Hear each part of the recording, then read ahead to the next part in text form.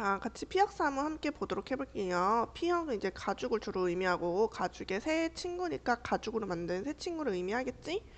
처음은 허리띠입니다. 일을 할 때면 제 꼬리를 물고 있어야 된다라고 해서 허리띠가 그 반대쪽 끝부분을 하나로 동그랗게 원으로 만들어서 기능을 하잖아요. 그래서 허리띠의 특징이라고 볼 수 있겠죠. 그래서 아래턱 가느다란 혀 이런 식으로 이제 표현을 하면서 혀가 계속 이렇게 꾹 물고 있는 것을 표현을 하고 있는 거지. 허리띠와 고리를 의인화해서 표현을 하고 있는 거죠.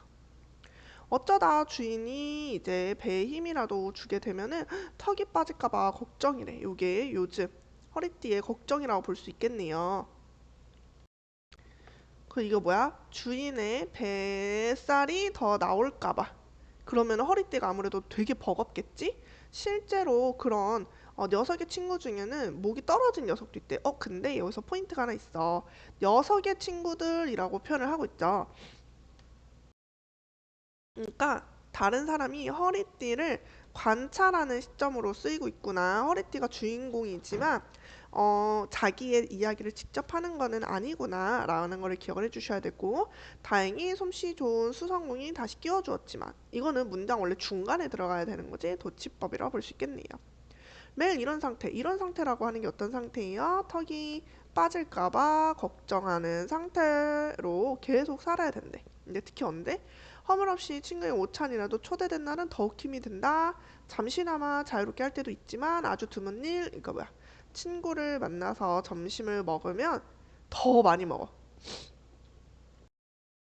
그래서 배가 더 나와서, 그래서 허리띠는 더 힘듦이라고 하는 더라고 하는 이제 단어 표현이 들어가겠네요. 친구 중에는 별난 녀석도 있다. 어떤 녀석이 있냐면 그의 주인이 모인 뒤풀이 같은 곳에서 취하기라도 하면은 다 빼낸 다음에 모가지를 잡으면서 이것이 무엇이냐? 배암이야, 배암. 이런 식으로 한대. 배암이 뭐냐면 다 알고 있겠지만 뱀이라는 거죠. 즉, 이거 무슨 상황이라는 거야? 술에 취해서 허리띠를 뱀처럼 표현하는 장난을 치고 있다는 그런 부분이라고 볼 수가 있겠지. 근데 배암이 무엇이길래 저리도 재밌을까라고 해서 허리띠는 뱀이 뭔지 모르는 것이라고 볼 수 있겠죠. 요즘 녀석에게 또 고민이 있는데 주인의 허리가 점점 굵어지는 것이 고민이래. 아까 전에 말했지. 되게 지금 간당간당하게 버티고 있는데 주인의 허리가 점점 더 굵어지는 거야. 얼마나 굵어졌냐면 구멍이 한 칸 더 뒤로 밀려날 때 한 칸만큼 어떻게 되었다? 배가 더 나왔다. 뭐 좋은 말로 하면 허리가 더 굵어졌다. 우리 책의 표현대로 이렇게 되는 거지. 근데 이렇게 될수록 어 입으로 꼬리를 잡기가 힘들었고 이제 꼬리에 구멍이 두 개밖에 남지 않았어. 그렇게 된다면 어떻게 되는 거지? 이거를 더 이상 할 수 없으면 크고 잘생긴 신참 녀석을 하나 데려올까 염려된다. 뭐야? 주인이 다른 허리띠로 바꿀까 걱정된다. 이 뜻이 되는 거지. 얼룩무늬 악어 가죽이나 부드러운 양가죽, 그래서 갖가지 색깔과 모양을 한 예쁜 것들, 이게 뭐야? 허리띠가 걱정하는 신참이 바로 이런 애들이라는 거지. 그래서 아유, 나이를 먹는 것도 서러운데 밀려날 것이 또 걱정이 돼라고 하는 거. 그래서 나이가 들수록 좁아지는 입지에 걱정됨, 이렇게 볼 수 있겠죠. 사람이랑 똑같아. 그래서 현실을 이제 그렇게 이런 식으로 빗대어 표현함이라고 볼 수도 있어요. 왜냐하면 어른들도 나이를 먹을수록 회사에서 이제 새로운 신규 채용을 계속하니까 그 새로운 신참들하고 끊임없이 경쟁을 해야 되잖아. 근데 그런 신참하고 비교해서 내가 비록 회사의 연륜이 더 높을지언정 뭔가 어떤 새로운 기술을 받아들이는 거나 그런 걸 익혀서 쓰는 거나 이런 것들을 따라가지 못하면 사회에서 도태될 수밖에 없으니까 그런 것들을 표현한 거라고 볼 수 있습니다. 두 번째, 쌍둥이 구두로 가볼게요. 이 녀석들은 쌍둥이다. 당연히 그럴 수밖에 없겠지. 왜? 왼발 오른발이니까. 그런데 그러기 때문에 다 똑같지만 짝을 지어 놓으면 좌우가 대칭. 아까 전에 말했다시피 왼쪽 오른쪽 발 모양이 다르기 때문에 그런 거죠. 그리고 그러니까 어떻게 돼? 주인이 외출할 때는 한 녀석만 데리고 가는 법은 없어. 왜? 우리 신발 다 신고 다녀야 되죠? 한쪽 발만 맨발이고 한쪽 발은 신발 신고 다닐 수 없으니까. 자, 그래서 아침부터 저녁까지 주인의 발을 감싸고 지낸다. 이게 뭐야? 구두의 기능, 뭐 역할이라고 볼 수 있겠지. 그래서 주인이 이제 엄청 무거운 몸으로 어디를 가든지 그거를 계속 자기가 원하든 원하지 않든 따라가야 돼. 자, 근데 여기서 백근이라고 하는 게 얼마 정도 되냐면은 한 근이 약 600g이야. 그러니까 백근이면은 얼마 정도 되죠? 60kg 정도 되겠죠. 60kg. 그러니까 뭐 성인 남자친구는 근데 좀 가볍지 않나? 그쵸?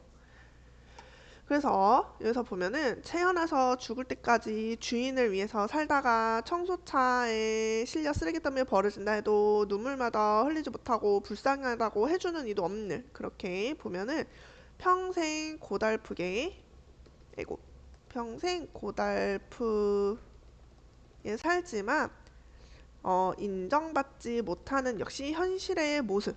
그래서 보면 또 역시 회사에 비유를 해보면 회사에 열심히 다녀서 10년, 20년, 뭐 30년까지 다녔지만 내가 그거 만약에 이제 은퇴 그런다고 해서 모든 사람들한테 다 축하 파티 해주는 거 아니잖아.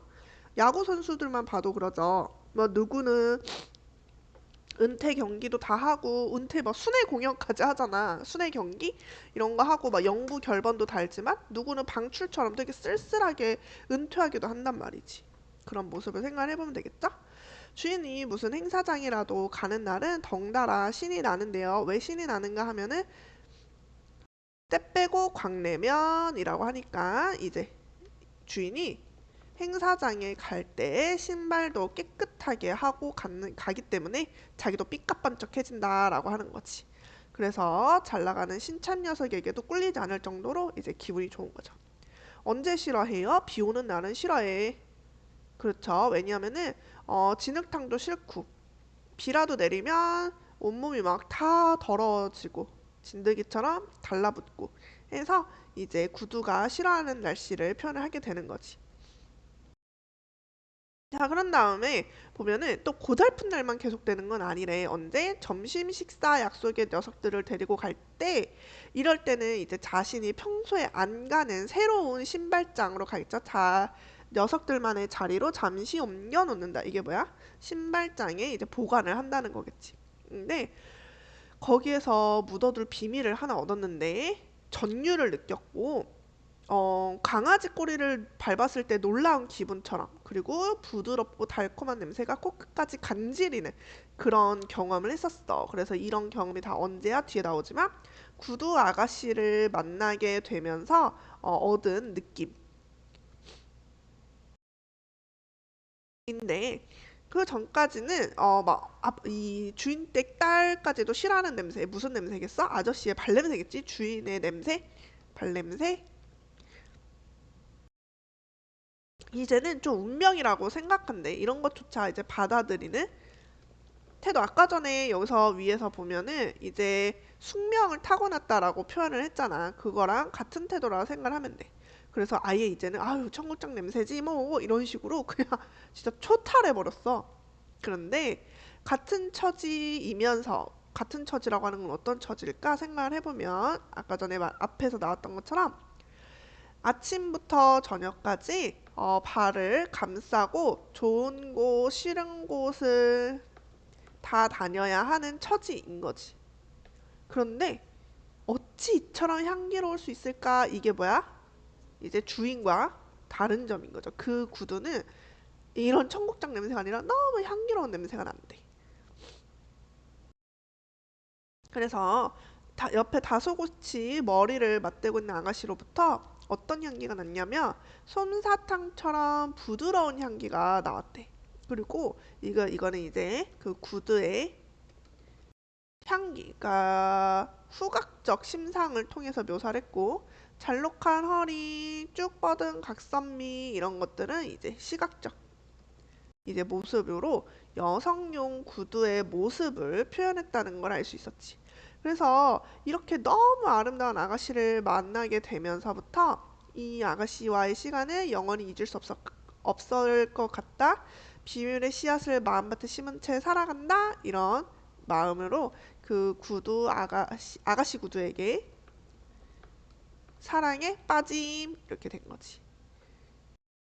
그래서 계속해서 이제 기대하게 되는 거지. 주인이 다시 그 식당으로 가서 그 구두 아가씨를 내가 만날 수 있게 도와주지 않을까 하는 이런 기대감으로 살아가게 되는 거죠. 마지막 지갑. 가장 깊은 곳에 얌전히 숨어 있다. 가장 깊은 곳이라고 하는 것은 옷의 이제 가장 깊은 주머니를 의미하겠죠. 지금 보면 허리띠도 이제 구두도 대부분 남성을 상징하는 그런 경우가 많아서 아마 이 지갑도 남성의 지갑으로 볼 텐데, 남성 같은 경우에는 특히 정장 상의를 보면은 옷의 안쪽 주머니라고 해서 옷 안쪽 부분으로 우리가 이렇게 흔히 옷 바깥쪽에 넣는 주머니 말고 그 카라라고 하죠. 그 부분에 안쪽으로 넣어보면은 주머니 있는 거 알지? 그래서 그 부분에 있기 때문에 주인의 심장 소리를 자장가처럼 들으며 라고 표현을 하게 되는 거지. 그래서 우리가 보면은 아마 왼쪽 안 주머니에 지갑을 보관하게 하는구나 라는 정보를 알 수 있게 된 거죠. 나름대로 할 일이 있는데 무슨 이 할 일이 뭐예요? 할 일이 뭐냐면은 이런 여러 가지 것들 있죠. 주민등록증, 신용카드, 사진도 하나, 그리고 몇 장의 조기 조각 이런 것들을 이제 잘 가지고 다니는 거. 원래 지갑이 이런 역할을 하는 거죠. 명함도 들고 다니고, 신분증도 챙겨갖고 다니고, 뭐 친구 또는 부모님, 가족과의 추억도 넣어 다니고 이렇게 되는 거지. 또 뭐도 있어야 돼? 돈이라고 하는 종이도 같이 잘 들고 다니게 되는 거죠. 종이를 먹을 것으로 바꾼다 이렇게 하게 되는 거지. 그래서 얘는 어때? 주인의 총애를 받으며 의기양양하게 지낸다. 이거는 뭐겠어? 주인이 지갑을 아낀다. 이러는 거지. 그거에 대해서 지갑이 만족하는 태도를 보이고 있어요. 의기양양이라고 하는 거 보니까. 근데 그럴 수밖에 없지. 지갑 잃어버리면 얼마나 스트레스인데, 그렇죠? 근데 그때를 생각하니? 라고 하면서 어떤 뭔가 사건이 있었다라고 우리한테 알려주네. 그때라고 하는 어떤 사건이 있었다. 뭐였냐면 여기 주인과 영원히 이별하는 줄 알았다. 뭐겠어? 당연히 지갑을 잃어버렸나 봐. 지갑을 잃어버리게 된 거죠.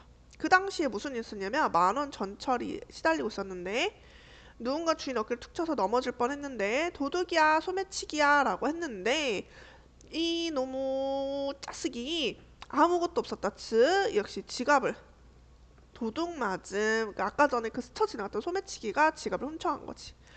근데 여기에서 보면은 이 주인은 뭐라고 하냐면 사진만이라도 돌려달라. 그러니까 이 지갑 속에서 가장 소중한 것은 돈이나 신분증, 뭐 신용카드 이런 게 아니라 이 사진이었던 거야.